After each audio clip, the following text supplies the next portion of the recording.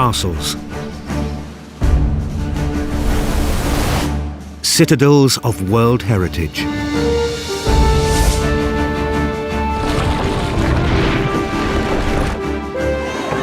All over Europe, millions flock to see these masterpieces in stone. They are drawn by the astonishing scale of construction and by a sense of a lost world of heroism and chivalry. But castles are more than magnificent monuments to a past that's dead and gone. They hold the key to understanding a crucial period in the growth of our civilization. In this series, we're on a journey to discover how castles were built and why they were constructed the way they were. How that changed over the centuries, and why they still have a grip on our imagination today. We'll meet the castle builders, the labourers and masons who did the hard work, the geniuses of design who imagined these medieval megastructures, the structural engineers who turned them into reality, and the kings and barons who commissioned them and lived in them. We'll show how the big history of the Middle Ages, the wars of France and England, shaped the castle.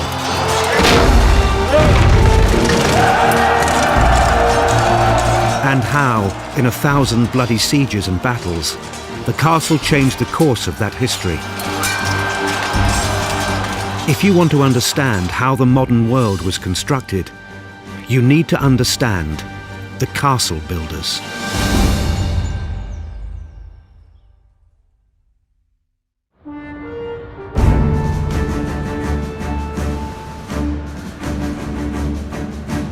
How do you build on a massive scale? And how was it done centuries ago without the aid of modern machines and computing power? Any major construction project is something little short of a miracle, a breathtaking combination of ingenuity, craft, organization, and hard labor.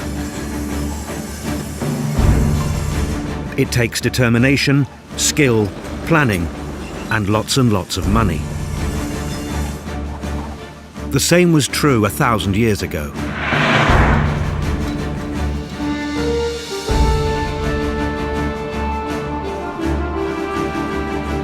The technology may have moved on, but for the castle builders, the basic challenges were the same. These people are engineers and they've got to have the knowledge to make these things stay up. What are the physics behind these buildings? Now, I dare say they're not writing equations down, but they must know exactly what works. In this episode, we'll see how some of the great castles of Europe were built, how the ideas and techniques behind their construction changed and developed in a few short centuries, how kings and barons found the resources and manpower to start building castles, and why they spent fortunes on finishing them. By building this great castle with multicoloured towers, it has mythic and legendary importance. And how all of this happened on a huge scale, at a frenetic pace, and often in the heart of hostile territory. So you might have to think of what it must be like to try and establish somewhere like Camp Bastion in Afghanistan. The result? Some of the world's most beautiful and iconic structures, objects of admiration and wonder centuries later, buildings that have stood the test of time. It's this odd combination, isn't it? On the one hand, fine living and domesticity and where did the king eat his dinner? And on the other hand, ultra-violence.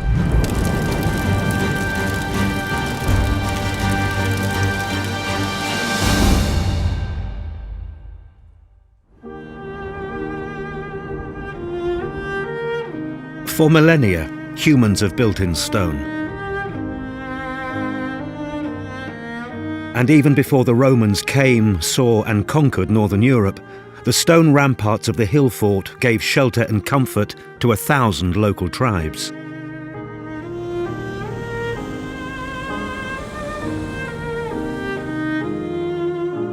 The hill forts were power bases for their territorial ambitions and places of safety to raise their families.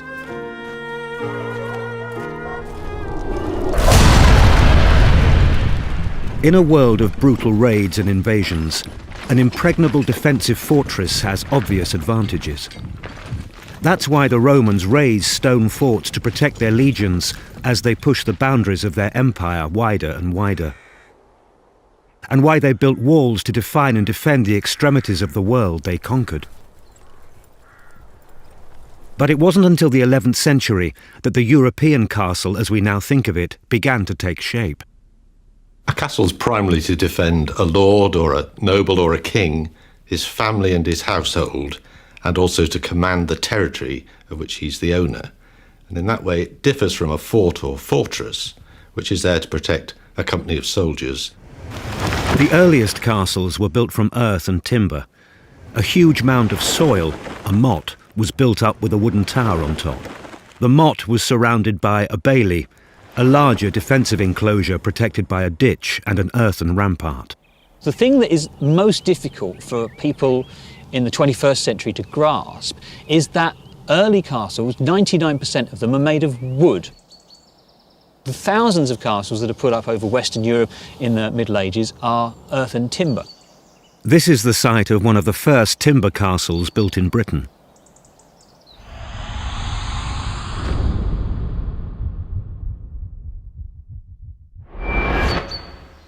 "40 metres across and 8 metres high, it's known as Hen Domen,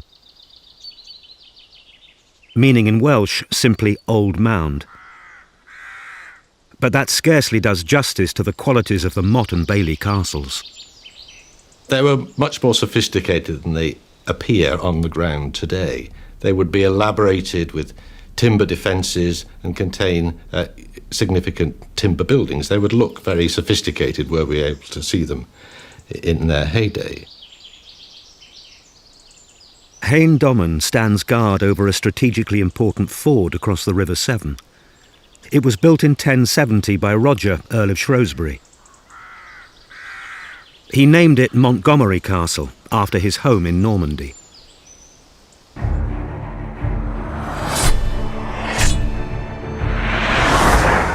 It was the Norman conquest which made the castle a significant feature of the English countryside.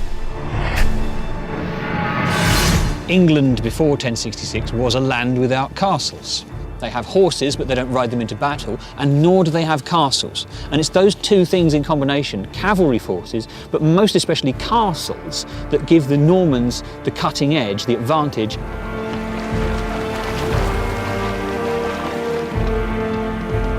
The castle was the Norman way of taking control.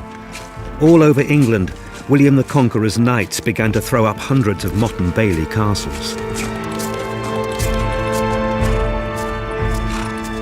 What was good about them is they're very quick to construct. You can construct a stronghold in alien or enemy territory quickly and provide a point of defence and a point of security for the people and the animals that you brought with you. The motte and bailey had given the Normans a stranglehold on England. The next crucial innovation was the stone keep, a defensive stronghold at the heart of the castle. But masonry threw up its own challenges for the castle builders. You need to be able to obtain the raw materials, quarry the stone, fell the timber, create the lime mortar.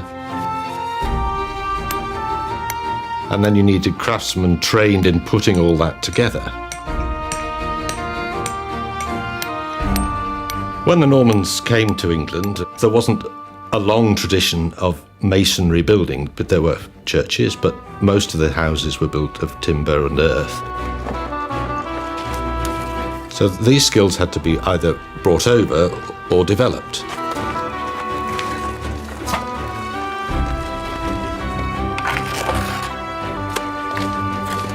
The Normans were very happy to import the sophisticated skills in masonry they needed to construct robust defensive structures on a grand scale.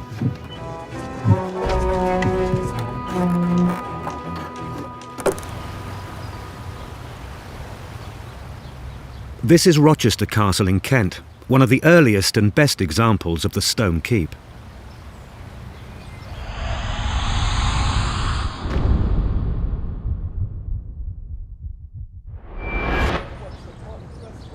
The keep is the imposing central feature of the castle.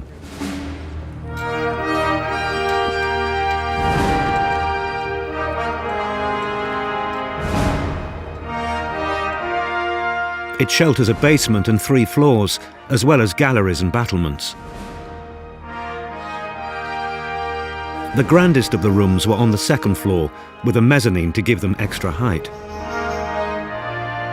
The spine wall is pierced to form an arcade of 4 round-headed arches.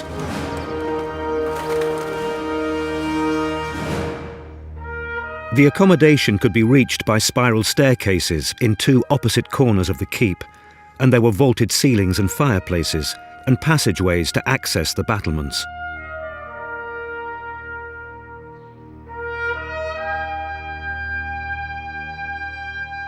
The exterior walls get their rough appearance from the irregular rubble used to build them. Kentish ragstone, a hard grey limestone quarried locally. But the angles of the buttresses, doors and windows are yellow in colour. They're from Caen stone, imported across the Channel from Normandy. Rochester Castle was actually built by an Archbishop of Canterbury, William of Corbeil. A prince-bishop, a baron in his own right, it was William who completed the construction of Canterbury Cathedral.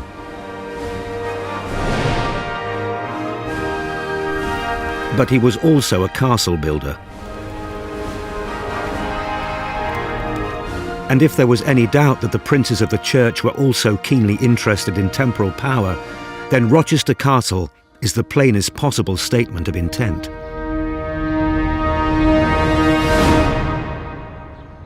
Rochester's primary function is purely practical. It's a secure fortress. But even this early example declares that the castle has a symbolic purpose too. At almost 35 metres high, the lime-washed keep would have declared its power and authority over all the surrounding countryside.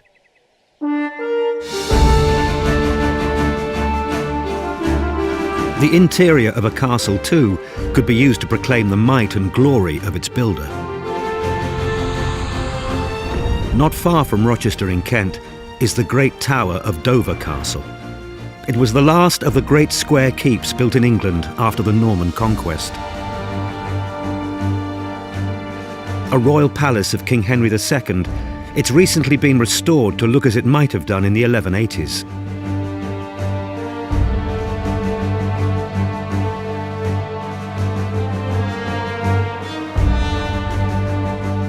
The King's chamber was his private apartment.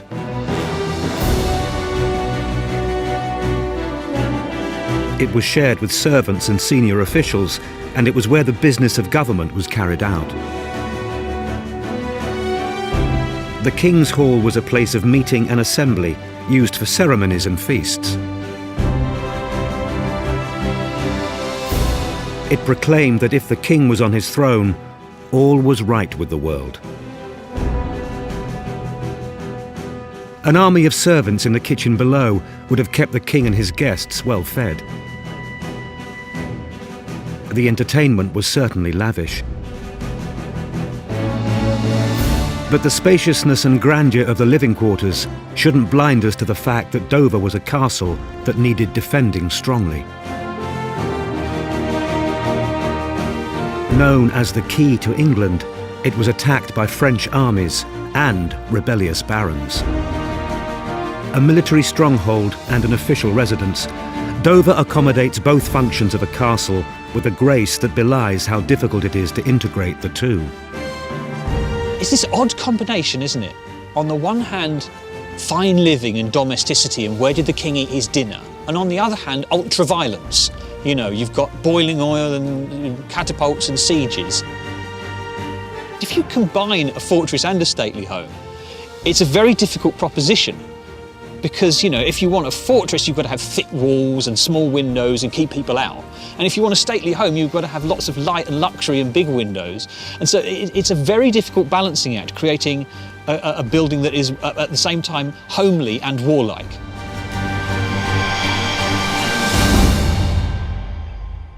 Few castles blend beauty and strength as perfectly as this one.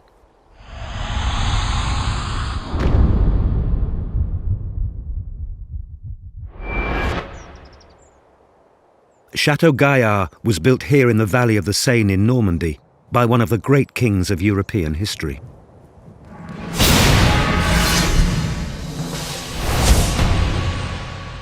Richard I of England, Richard the Lionheart, was the hero king of the Crusades and of the tales of Robin Hood.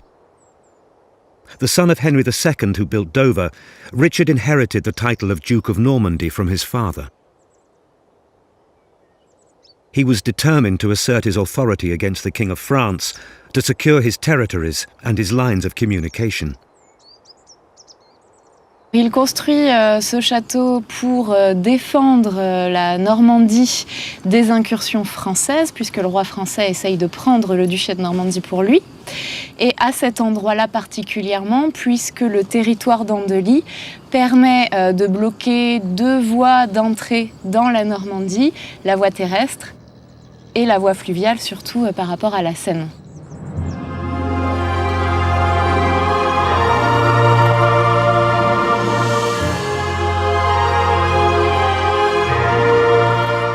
Begun in 1196, the chateau was to be a structure entirely new to 12th century France. Surrounded by a ditch 12 meters deep, it was a tier-shaped fortification. Its ingenious design of sheer, round towers made it almost impossible to attack with projectiles.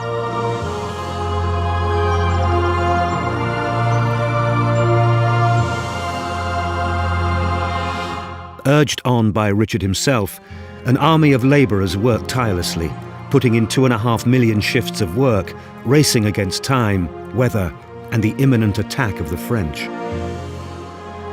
Alors il est construit très rapidement grâce à beaucoup de choses. Déjà, on va prendre de la pierre locale, des matériaux locaux. Alors, toute la pierre est issue finalement du creusement des fossés, puisque les fossés qui entourent le château sont creusés à la main par les ouvriers. Et les pierres qu'on extrait vont servir à construire les murs du château. Et puis effectivement, il y a beaucoup de personnes qui vont venir travailler à la construction de ce château pendant 2 ans que va durer la construction totale du site d'Andely.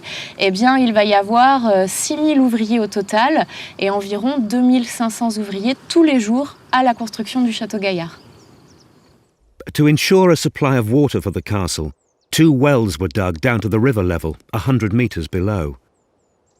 The wells were so deep and dark that the diggers had to excavate the stone by torchlight, panting under the strain of oxygen deprivation, as the breathable air was burned away by the flames that lit their work.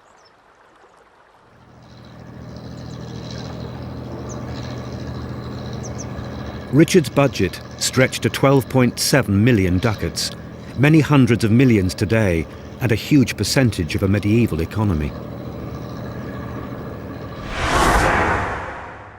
Richard himself took personal charge of construction, and historians think of him as the architect of its unique design. Before 2 years had passed, Château Gaillard was complete.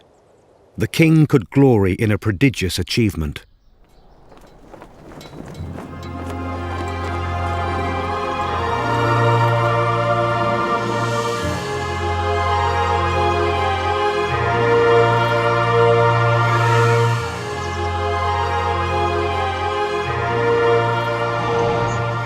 And this is what Richard saw, his revolutionary miracle castle. So beautiful he called it his 1-year-old daughter. So strong, it gave him command and control over the key river route below.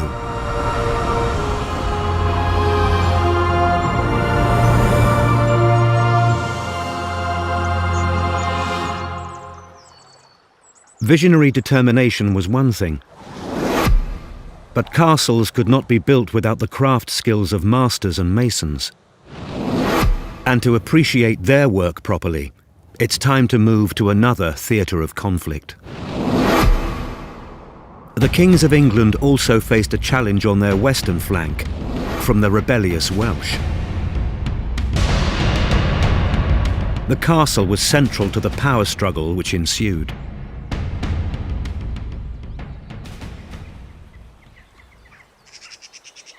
Within a quarter of a century of the conquest, the Normans had built the great tower of Chepstow Castle on the River Wye.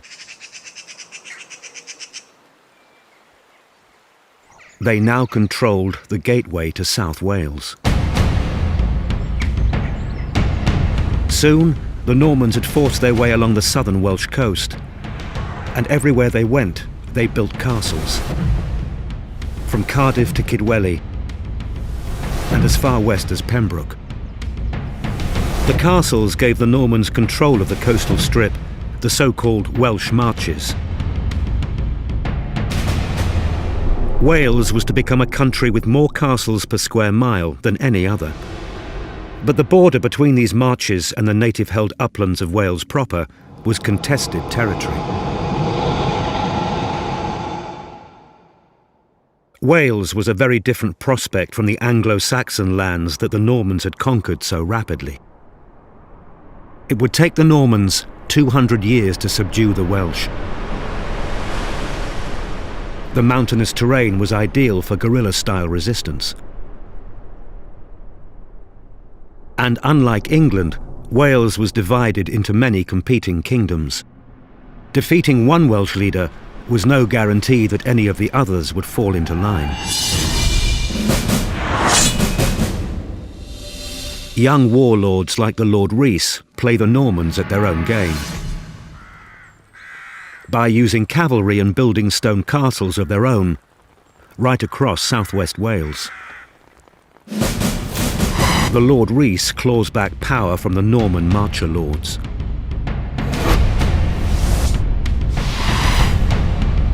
His 12th century Deheubarth glitters with a network of lime-washed castles. Power bases for the native Welsh. The Lord Rhys has shown that it is possible to arrest the forward march of the Normans. And their own trump card, the castle, is key to stopping them. A century later, Llywelyn ap Griffith, Llywelyn the Last, compels the Normans to recognise that he is Prince of Wales. Llywelyn has castles of his own. Castles like Dol Badarn, where the native Welsh round tower is used as a centrepiece of defensive architecture.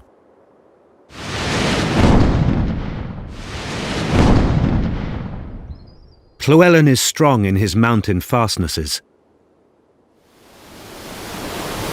So strong that he can strike a deal with the English king.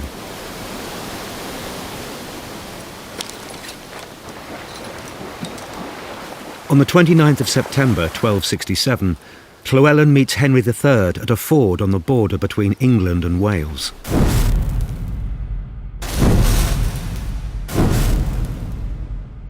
It's a formal meeting place to ratify a formal agreement, the Treaty of Montgomery.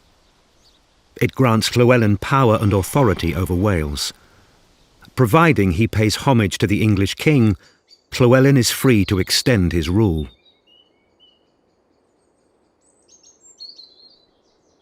Castles like Castell y Bere, built by his grandfather Llywelyn the Great, give him control over areas of Wales far beyond Snowdonia itself.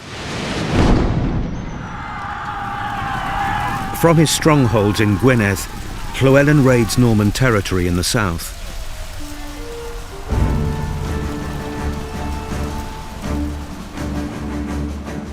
The young Norman lord, Gilbert de Clare, Gilbert the Red, is willing to break new ground to meet this threat. He diverts a river to create artificial lakes. It's all part of an enterprising plan to build one of the largest castles in the whole of Europe. It's the first castle in Britain designed to be defended by walls within walls. Its scale is imposing even today.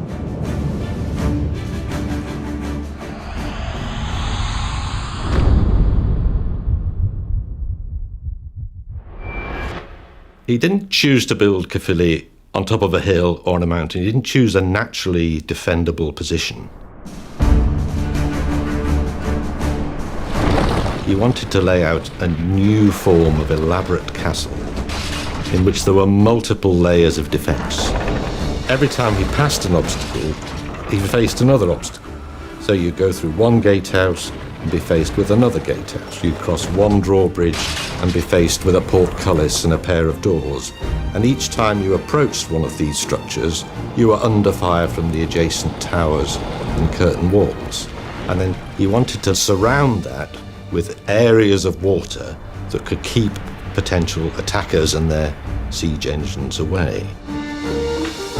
The key person in Gilbert's project is his master mason. Like a modern architect, he designs the building. But he's a craftsman himself and understands how other craftsmen work. A skilled military engineer, he contracts all the other workers.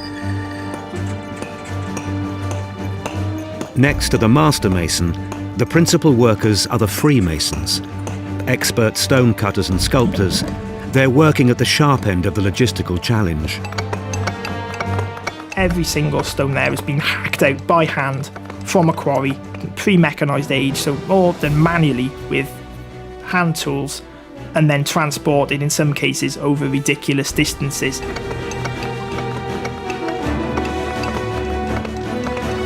You don't have proper roads, you don't have proper vehicles to go on those proper roads, and you're relying on river transport and tracks to get this stuff to one place in enormous quantities, absolutely enormous quantities. Then you start building.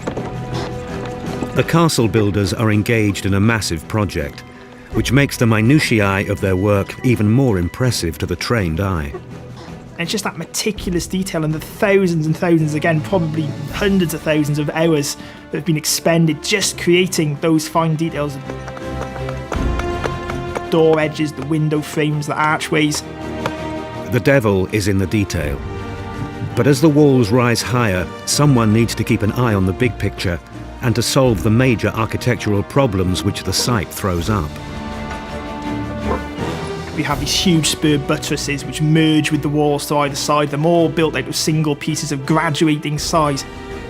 The sheer ingenuity, we need to carry this wall into a parapet that juts over it by a few inches, and we'll have one piece of stone that actually carries that job, and we'll have several in graduating size moving down the line of this wall, and somebody is cutting these to order, to a plan, and they're putting them all together by hand.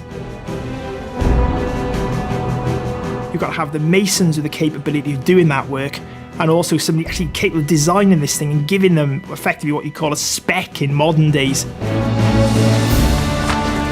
Work begins at Caerphilly Castle on the 11th of April 1268, and the master mason's genius means the major work on the core of the castle is completed within 3 short years.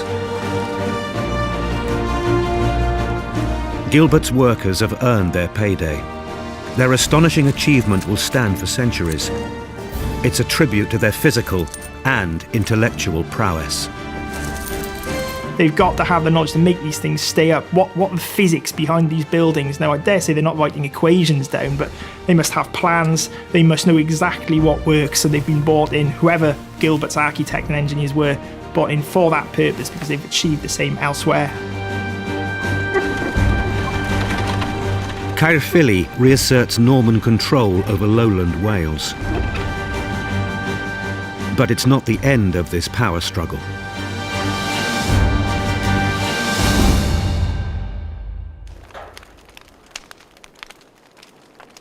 Faced with an unassailable bastion like Caerphilly, Llywelyn ap Griffith is pushed back north to his strongholds in Snowdonia.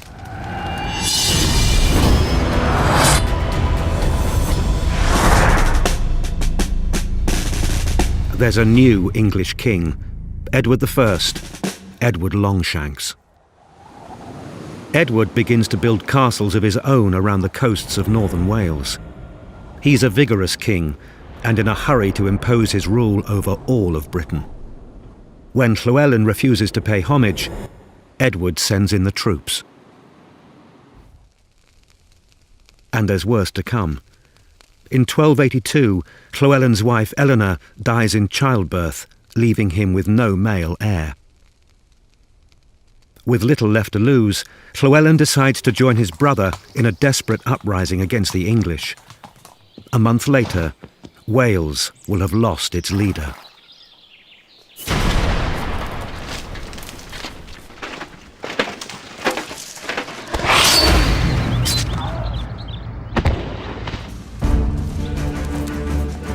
Run through in a chance encounter with an English knight, the Prince of Wales is dead.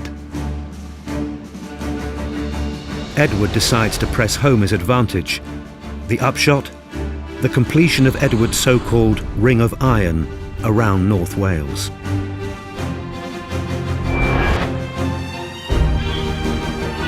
It's the most ambitious programme of castle building anywhere in medieval Europe. And all the more remarkable because the workforce recruited from all over England is being sent into remote and still extremely hostile territory. So you might have to think of what it must be like to try and establish somewhere like Camp Bastion in Afghanistan. You're sending people out to work in very difficult circumstances in an area where there weren't necessarily materials available or tools. All of that would have to be brought in. To drive the enterprise forward, Edward established an office of the King's Works in Conwy on the northern coast of Wales. His key recruit was a master mason he'd come across in Savoy as he was returning overland from the Crusades to claim his throne.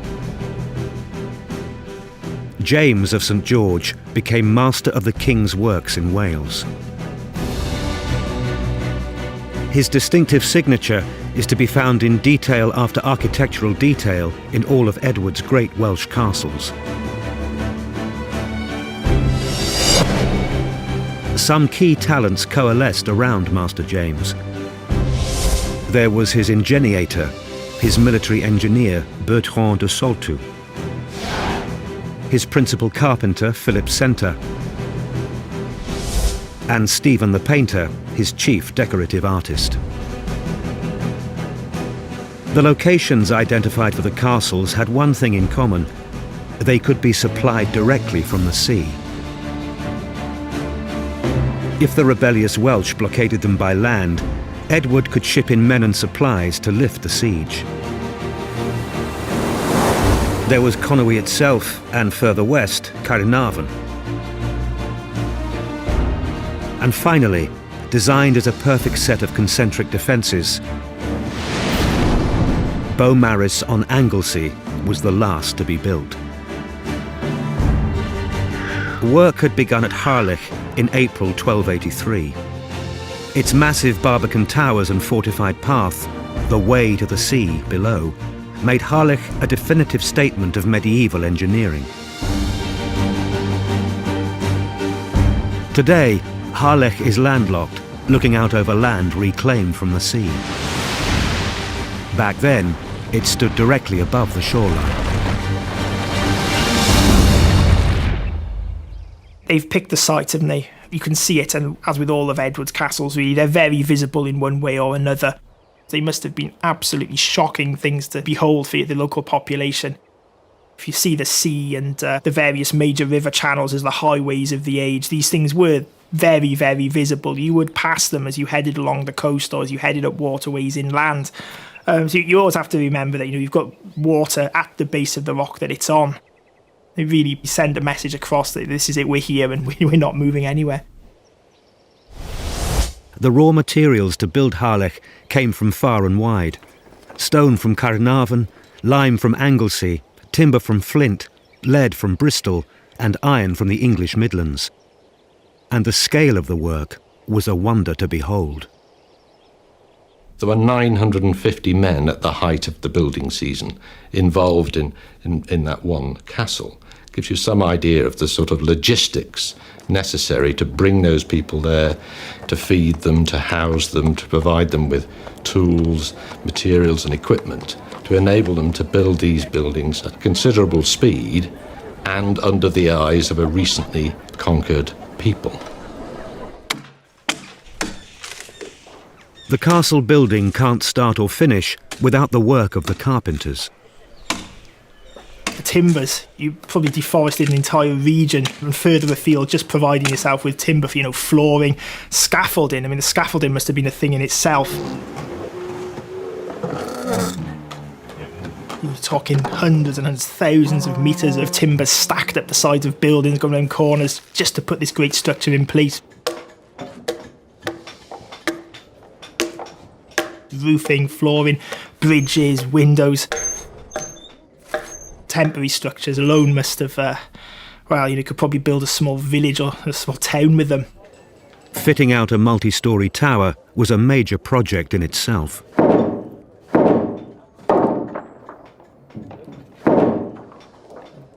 The final adornment was the decorative work.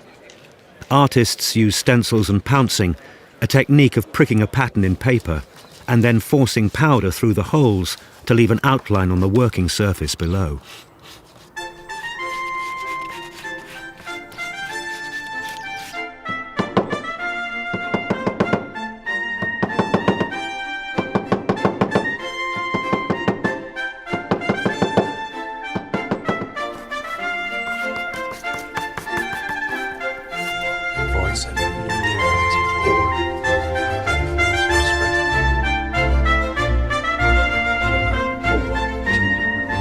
The painted halls and chambers of the castle may have been seen only by a privileged few, but they proclaimed a king's wealth and preeminence to his barons and courtiers. These were great men who liked living in lavish surroundings, so you'd have plasterers and painters and people who could make and lay tiles and all the other very colourful things that made castles such a remarkable feature to those who came and visited. The work was exquisite, but the cost was astronomical. It dwarfed the spending on castles like Dover and Chateau Gaillard. It was enough to bankrupt a king, and very nearly did. Edward emptied his coffers and was forced to borrow heavily from foreign bankers and repeatedly to beg Parliament for funds.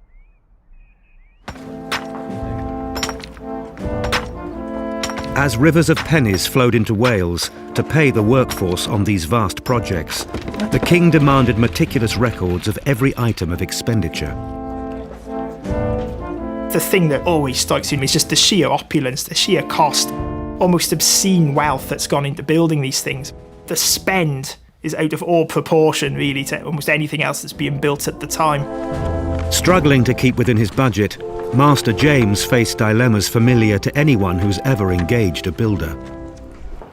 So if you pay somebody by the day, they're never in a rush to finish. What's the incentive for them to finish?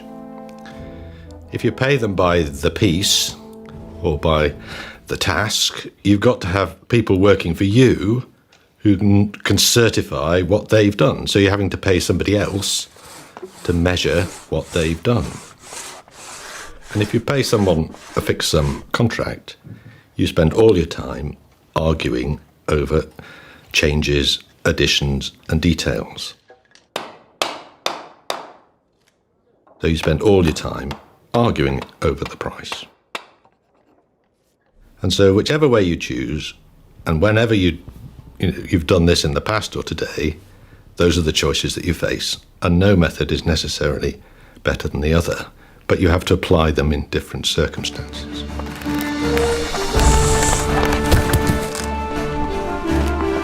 No matter how careful he was in choosing the most economical method of paying his workforce, Master James was under huge pressure to justify every line of expenditure. In case you should wonder where so much money could go in a week, he wrote to the king in 1296, we would have you know that we have needed 400 masons, 2,000 less skilled workmen, 100 carts, 60 wagons and 30 boats, 200 quarrymen, 30 smiths and carpenters.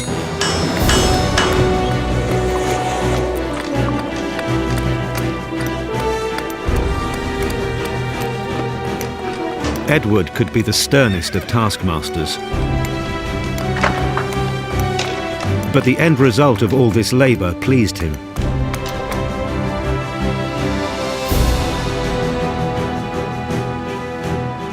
In 1290, the king appointed Master James as constable of Harlech Castle. What better reward for the architect than to live in the gatehouse he himself had created?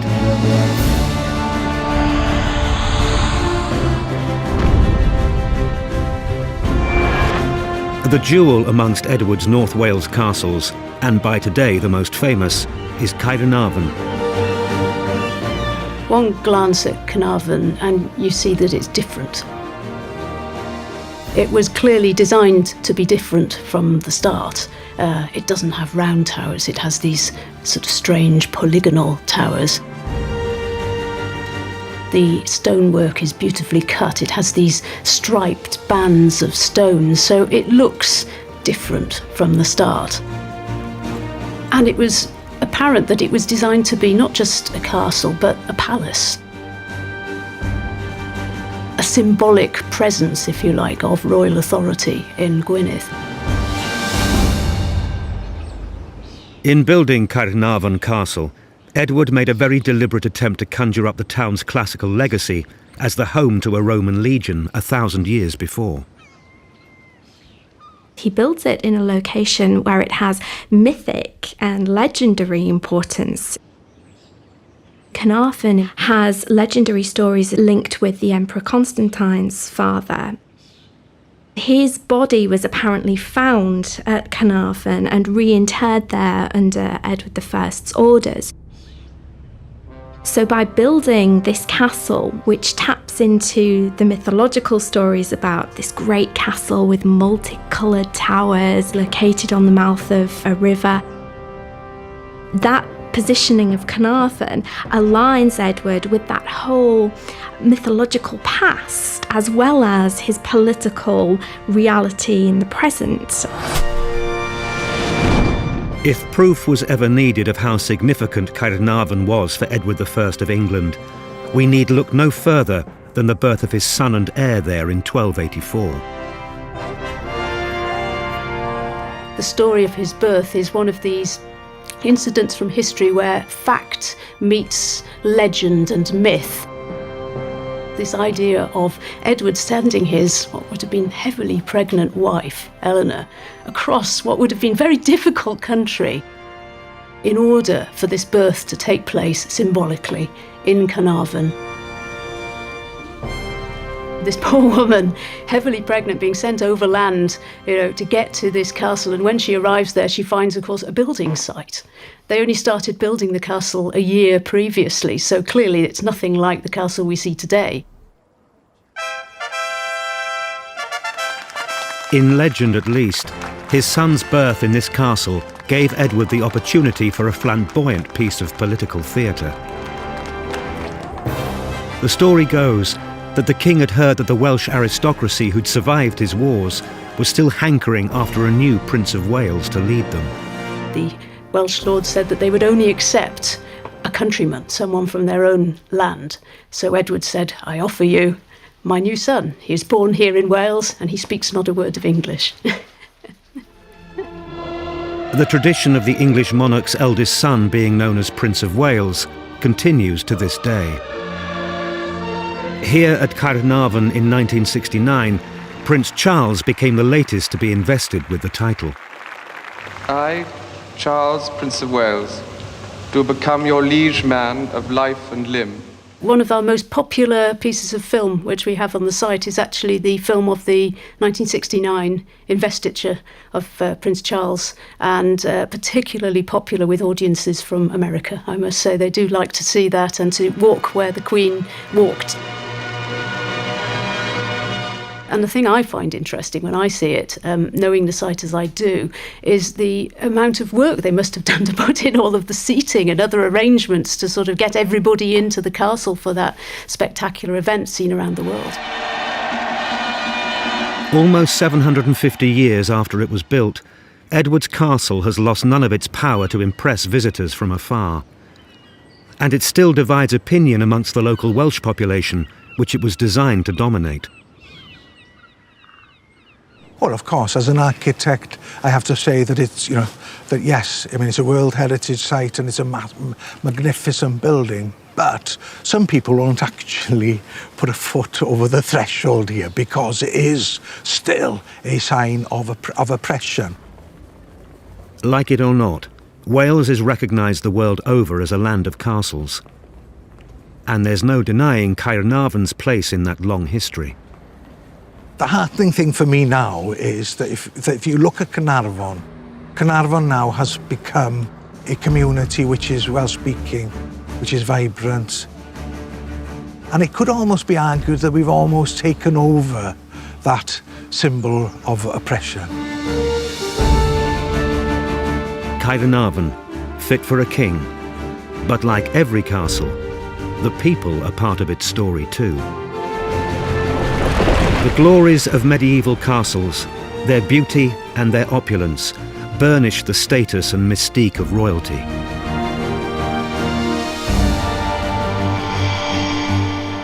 The strength of these castles shielded the power of barons and overlords. They set in stone a feudal system which seems at odds with our more democratic age. But understood in a different light, these citadels have left a remarkable record of the work of the common people, the castle builders. I think it's the thing that really helps you to empathise with the people who built the things in the first place. The labour force, I suppose. Human hands have shaped these structures, huge towering things. Even if they survive just as a stubby ruin, there'll often sometimes be a detail, whether it's a mason making a mark on a piece of stone, a mason's mark. It's that sheer effort that always impresses. In our next episode, we'll see the great castles of Europe tested by siege and storm.